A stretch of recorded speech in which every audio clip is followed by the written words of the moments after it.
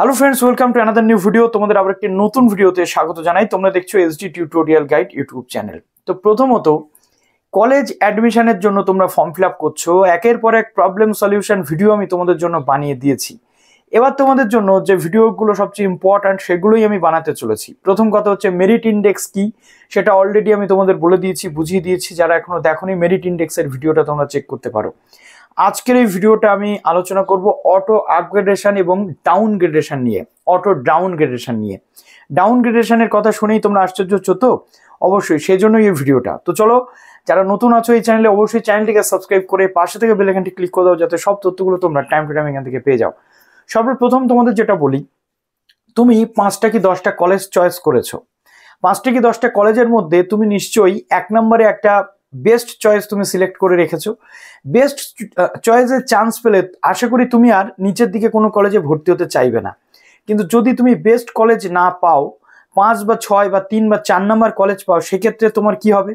সেক্ষেত্রে auto upgradation যে অপশানটা, সেটা তোমাদের অবশ্যই দেখতে হবে।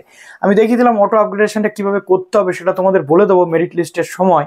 কিন্তু তার আগে কনসেপ্টটা ক্লিয়ার করে রাখো যে অটো আপগ্রেডেশনটা আসলে কি। 5 বা 6 নম্বর কলেজে যখন তুমি চান্স পাবে, সেই কলেজে চান্স পাওয়ার পর তোমাকে ভর্তি হতে হবে। প্রত্যেককে ভর্তি হতে হবে, নাহলে ভর্তির সিস্টেম থেকে তুমি বাতিল হয়ে যাবে। তুমি যদি ভর্তি না হও, যে কোনো লিস্টে চান্স পেয়ে যদি তুমি ভর্তি না হও, তাহলে তোমার ক্যান্ডিডেচার বাতিল হয়ে যাবে। এই ফার্স্ট রাউন্ড অ্যাডমিশনে তুমি আর থাকতে পারবে না। মপ আপ রাউন্ডে যদি কলেজে সিট থাকে, তখন তুমি কিন্তু আবার অ্যাপ্লাই করতে পারবে। কিন্তু ভর্তিটা তোমার হতেই হবে, ভর্তি না হলে ভর্তি বাতিল। এই জন্য আমি থাম্বনেলটা সেরকম ভাবেই দিয়েছি। তো ভর্তি তোমাদের হতে হবে। ভর্তি হওয়ার সময় যদি তুমি উচ্চতর কোনো কলেজে চান্স পেতে চাও, তাহলে তোমাকে অটো আপগ্রেডেশন বাটনে ক্লিক করে দিতে হবে, ইয়েস করে দিতে হবে, হ্যাঁ আমি অটো আপগ্রেডেশন চাই। ইয়েস করে দেওয়ার পর তোমাকে পেমেন্ট করতে হবে। তো এটা তো গেল অটো আপগ্রেডেশন, অর্থাৎ যে কোনো লিস্টে আপার লেভেলে পেলে তুমি চান্স পেয়ে যাবে অটো আপগ্রেডেশন লিস্টে। এবার তোমাদের বলি, অটো আপগ্রেডেশন এবং ফার্স্ট রাউন্ডের লিস্ট একটা করে রাখা হয়েছে। যদি এখানে ক্যান্ডিডেটদের সংখ্যা বা ভর্তির সংখ্যা সেই অর্থে না থাকে, ভর্তি তো সবাইকে হতে হবে, এবং এই ব্যবস্থা করা হয়েছে যাতে সিট ফাঁকা না থাকে। প্রত্যেক বছর যেটা হয়, ফার্স্ট লিস্টে ক্যান্ডিডেটরা চান্স পায় কোথাও, তারা ভর্তি হয় না, সেকেন্ড লিস্টে অন্য কলেজের জন্য ওয়েট করে। এতে করে ফার্স্ট লিস্টের যে কলেজটা ভর্তি তারা হয় না, সেখানে সিটটা ফাঁকা থেকে যায়। তাহলে আবার তাকে সেকেন্ড লিস্ট বের করতে হয়। এবার কিন্তু সেরকম হবে না, এবার একবারে সবাইকে ভর্তি হতে হবে। অটো আপগ্রেডেশন যদি পসিবল হয়, তাহলে সেকেন্ড টাইম অটো আপগ্রেডেশনের যখন লিস্ট আসবে, তখন ক্যান্ডিডেটরা ভর্তি হবে, যাতে সিট ফাঁকা না থাকে। সেই জন্য কলেজ বা ইউনিভার্সিটি বা উচ্চশিক্ষা দপ্তর এই সিদ্ধান্তটা কিন্তু নিয়েছে। এবার তোমাদের প্রশ্ন থাকতে পারে যে দাদা, অটো আপগ্রেডেশনটা তো বুঝলাম, অটো ডাউনগ্রেডেশন কি পসিবল? না, অটো ডাউনগ্রেডেশন পসিবল নয়।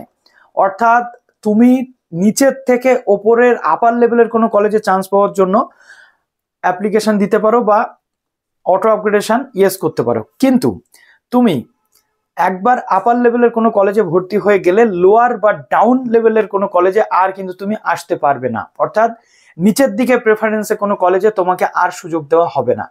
মানুষ সবসময় কিন্তু ওপরের দিকে উঠতে চায়, কেউ নিচে নামতে চায় না। এখানেও কিন্তু এক্সাম্পলটা সেরকমই। এখানে কিন্তু সেই তোমাকে ওপরের সিঁড়িটাই দেওয়া হচ্ছে, তুমি নিচের দিকে কিন্তু আর আসতে পারবে না। অর্থাৎ সাপ লুডোর খেলাতে যেমন হয়, 99 একটা সাপ থাকে, তার গালে পড়লে সঙ্গে সঙ্গে নিচে চলে আসতে হয়। এখানে কিন্তু সাপ লুডো সেই সিঁড়ি নেই। ক্লিয়ার? তাই খুব চিন্তা ভাবনা করে 7 তারিখের মধ্যে প্রেফারেন্সগুলো তোমাদের সাজাতে হবে। কেন বারবার আমি তোমাদের বলেছি যে প্রেফারেন্সটা খুব ইম্পর্ট্যান্ট, এই জন্যই কিন্তু বলেছি। তো চলো, ভিডিওটা এখানে শেষ করলাম। ভালো থেকো সবাই, বেস্ট অফ লাক।